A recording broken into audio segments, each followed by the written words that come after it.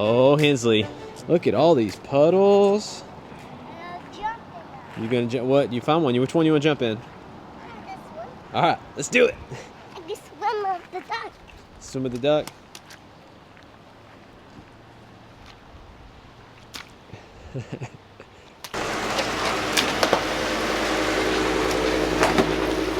When we were moving from our Class A to our Airstream, we had people say, what are you doing? You're not even getting smaller.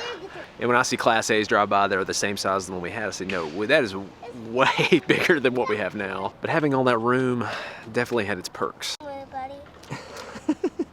Hensley, don't kick him. Yes, the duck was swimming. I can watch him swim.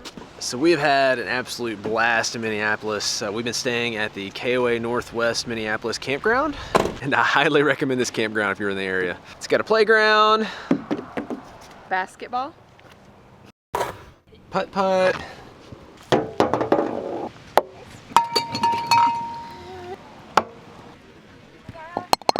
horseshoes, Here you go. shuffleboard,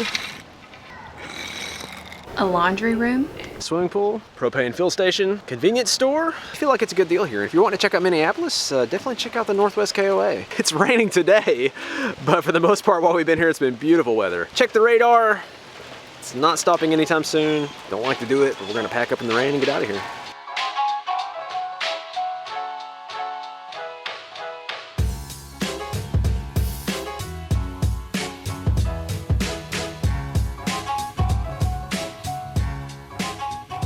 You know what I'm gonna talk about. how I conned you into stopping at IKEA. Sometimes I think our channel should be called Do As We Say, Not As We Do. Hey, there is RV parking at the IKEA. So it's meant for RVers. You can pull I don't know that winging it into Minneapolis.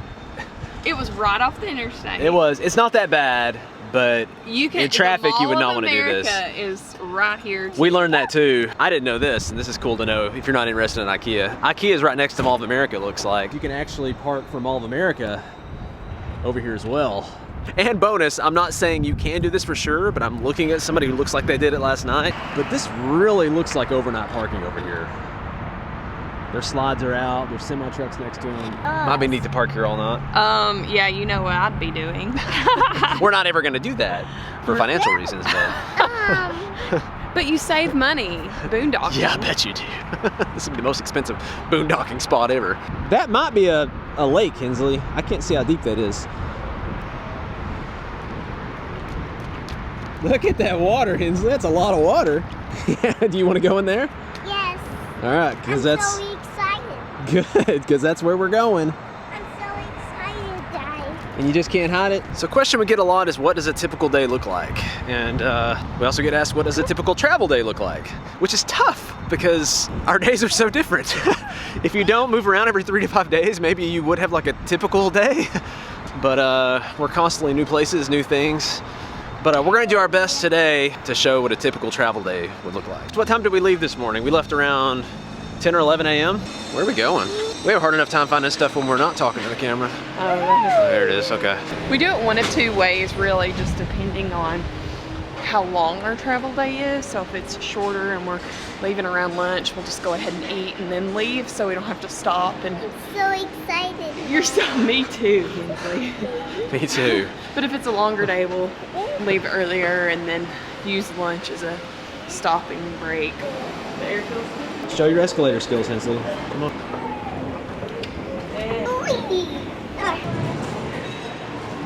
You're gonna get to play, Hensley. That's why you wanted to come here, wasn't it? No, it feels really weird. We're never without her, but she's so excited to go play. We dropped her off. She'll have fun. She'll have a blast. They give you an hour. Is there a limit on it? Make it an hour. Well, I guess people would just be here. Yeah, I can see that. That's 3 times what we got. I know, it feels huge. It does. Good grief. Look at all this room. This is 600 square feet. That's what it says.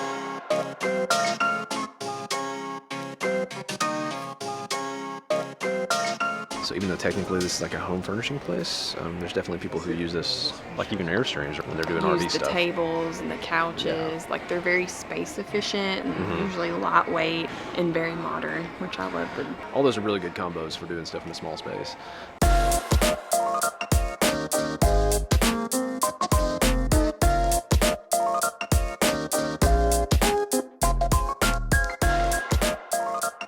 It's pretty. No way. How do they even make so many? Are these pillowcases? Mm-hmm. Oh my goodness.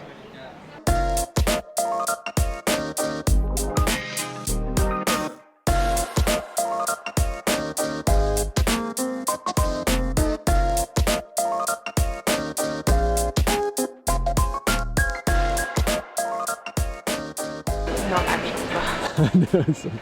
So excited. There was one guy who got in the line and was so ticked because it wasn't the size of the sign. And they're like, oh, we got to go back and redo the banner. They should make them that size though.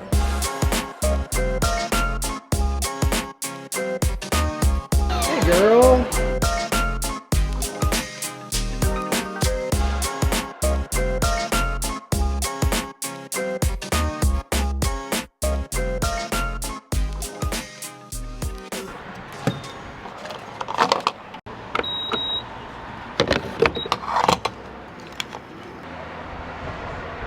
So pretty much we try to go 4 hours or less per day is kind of our sweet spot. Of course, any sweet spot is as short as you can get it.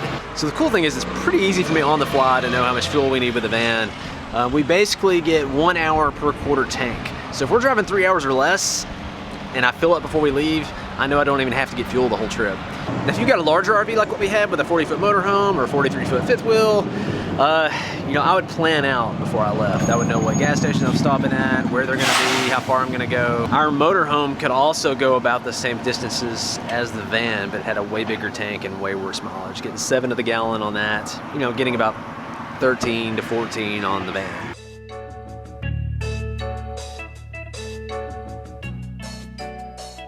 So I don't know if any of you are Buddy Holly fans. Well, that'll be the day when you say goodbye, yeah, that'll be the day when you make me cry. It's the crash site.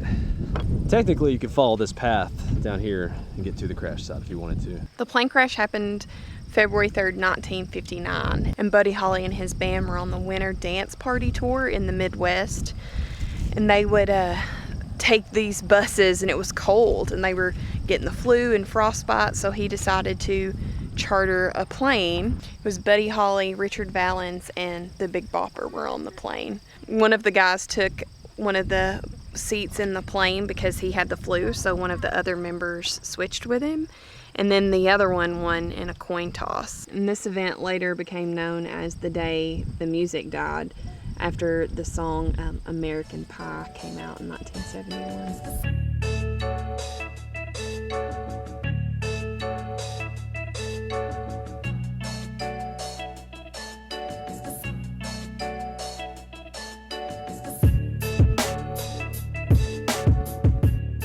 This is the pilot, and then that's everybody who was on the plane. Yeah, it was 4 of them.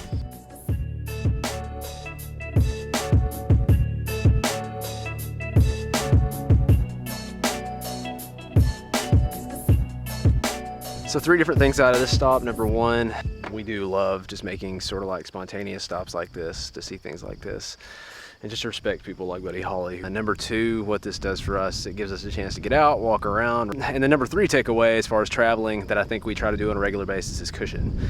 We leave cushion in our travels in case we run into things like this in places we want to stop. We're not like so rushed that we can't sort of stop and smell the roses along the way.